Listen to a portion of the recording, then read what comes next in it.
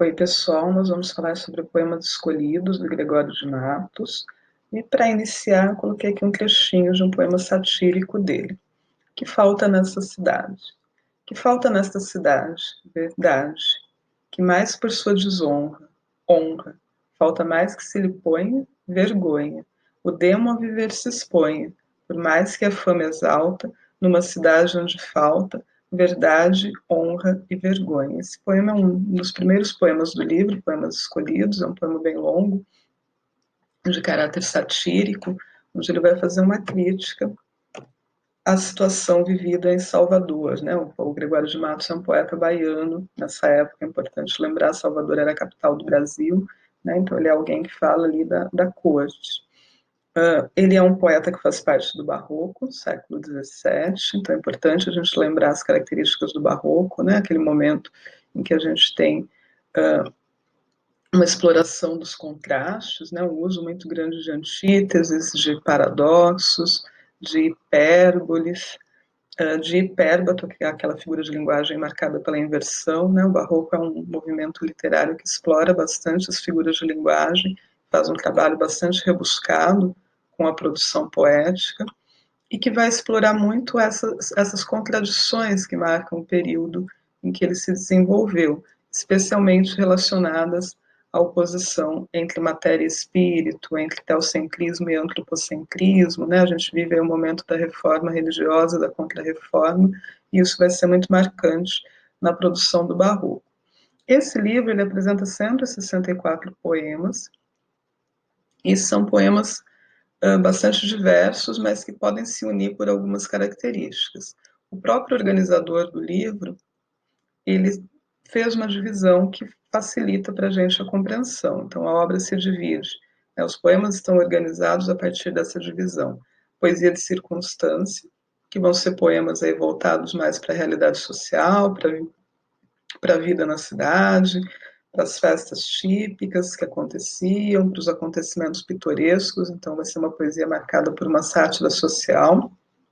Essa poesia graciosa seriam esses poemas mais simples, mais voltados para questões do cotidiano, e a poesia encomiástica para esses acontecimentos pitorescos, essas questões mais relacionadas à cultura da época.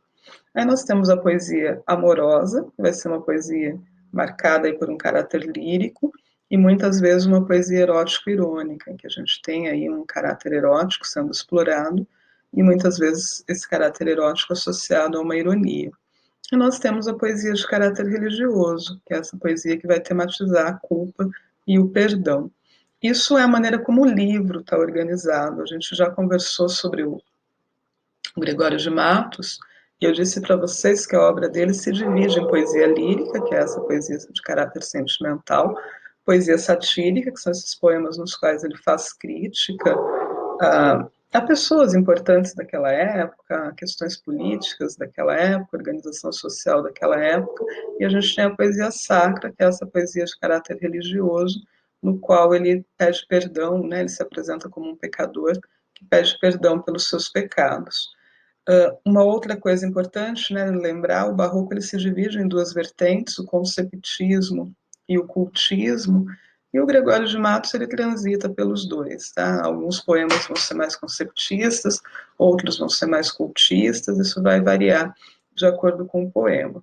Tem um autor que estuda a obra do Gregório de Matos, que é um professor da USP, que se chama Hansen, e ele vai dizer que para compreender a poesia do Gregório de Matos é importante se lembrar da época em que ela foi produzida. Então e se lembrar também de quem foi Gregório de Matos. Gregório de Matos era filho de um dono de engenho e ele vive numa época, né, em que o Brasil ainda é colônia de Portugal, mas é uma época em que se passa por uma crise desses engenhos, um momento que começa a haver um desenvolvimento da burguesia no país, do comércio. Então, o Gregório de Matos ele acompanhou tudo isso, tanto a ascensão dos engenhos quanto a decadência e essa transformação, porque o Brasil vai passando com essas questões econômicas. E isso vai se refletir na obra dele. Além disso, ele era formado em Direito, mas ele praticamente não exerceu a profissão, decide viver de poesia, numa época em que os livros ainda não eram publicados, esses textos tinham uma circulação em folhas impressas pela corte. Muitos poemas que são atribuídos ao Gregório de Matos não se tem certeza de que de fato eram dele, porque a gente não consegue realmente saber a autoria desses textos, já que eram textos que não eram publicados em livro. Então, esse crítico, o Adolfo Hansen, vai dizer que muita coisa que se diz, né, essa questão, esse caráter dele ser, por exemplo, o Boca do Inferno, né, dele ser esse poeta que faz essas críticas contundentes ou que explora esse erotismo na poesia, na verdade ele segue o que era o padrão da época, a sátira era uma coisa comum naquela época, e é o que ele faz, tá certo? Bom, essa poesia dele de caráter erótico amoroso, ela vai explorar uma questão que é importante, que já começava a aparecer lá no Camões, vocês devem se lembrar que alguns poemas do Camões trabalhavam com essa oposição. A gente tinha essa oposição entre matéria e espírito, entre ascetismo e sensualismo, né? Ao mesmo tempo que ele queria não se envolver e seguir ligado ao espírito, muitas vezes ele cedia à sensualidade daquela mulher, ao desejo que aquela mulher despertava. Então a mulher vai ser apresentada como essa figura também contraditória, essa figura também dupla, né? Que é essa imagem da mulher como anjo e demônio, ao mesmo tempo que é um anjo, né, dotada ali de um caráter espiritual, de um caráter angelical, ela tem esse caráter demoníaco no sentido de que ela tenta esse eu lírico. Isso é um aspecto importante nessa poesia dele. A poesia erótica vai trabalhar com essa ideia do amor carnal, no desejo físico mesmo, e pensando na exploração desse desejo físico como uma forma de libertação do corpo e libertação do próprio indivíduo. A gente vai ter também um trabalho em alguns poemas com a ideia do carpe diem, muito associada a essa questão da efemeridade da vida. Então, a minha vida é curta, a minha vida passa rápido, portanto, eu tenho que vivê-la e aproveitá-la da melhor forma possível. E na poesia satírica, que rendeu a ele, né, o título de Boca do Inferno e o exílio, inclusive, do Brasil por causa disso, ele vai explorar essa questão daquilo que ele considera vício naquela sociedade, e ele vai mandar tudo aquilo que é vício e vicioso para o inferno. Uma poesia na qual ele satiriza, ele critica, né, os comportamentos sociais, a corrupção, a, o falso moralismo que impera na sociedade da época, enfim, ele vai mostrando todos os vícios que a gente tinha na sociedade daquele período. O José Miguel Wisnik, que é o organizador do livro, ele vai dizer, né, que a poesia do Gregório de Matos está marcada por essas contradições. Ele é filho de um senhor de engenho que vive numa época da crise do engenho e ele se vê diante então daquele mundo que foi usurpado dele, aquela organização social que fazia parte da vida dele, ela foi usurpada. E ele se vê ali em meio ao surgimento desses falsos nobres, desses negociantes portugueses que chegam e começam a implantar um comércio no Brasil, e isso vai ser uma coisa que vai mexer com a estrutura social, desculpa, gente, que vai mexer com a estrutura social da corte e vai afetar diretamente a vida dele e a obra dele. Eu coloquei alguns poeminhas rápidos, só para vocês perceberem como essas questões aparecem em cada um deles. Então, uma coisa que eu já disse para vocês que é importante no Barroco é o título, esse título longo, que serve como chave de leitura, que ajuda a gente a compreender a obra. Queixa-se o poeta em que o mundo vai errado, e querendo emendá-lo, o tem por empresa dificultada. O mundo errado seria justamente esse mundo do engenho em crise, dos negociantes, que seriam esses falsos nobres, esses novos ricos, como a gente diz hoje, que começam a ter uma sanção, e isso para ele está errado, no sentido de que muda aquela estrutura social na qual ele estava inserido e com a qual ele estava acostumado. Carregado de mim, ando no mundo, e o grande peso embarga-me as passadas, que como ando por vias desusadas, faço o peso crescer, vou-me ao fundo.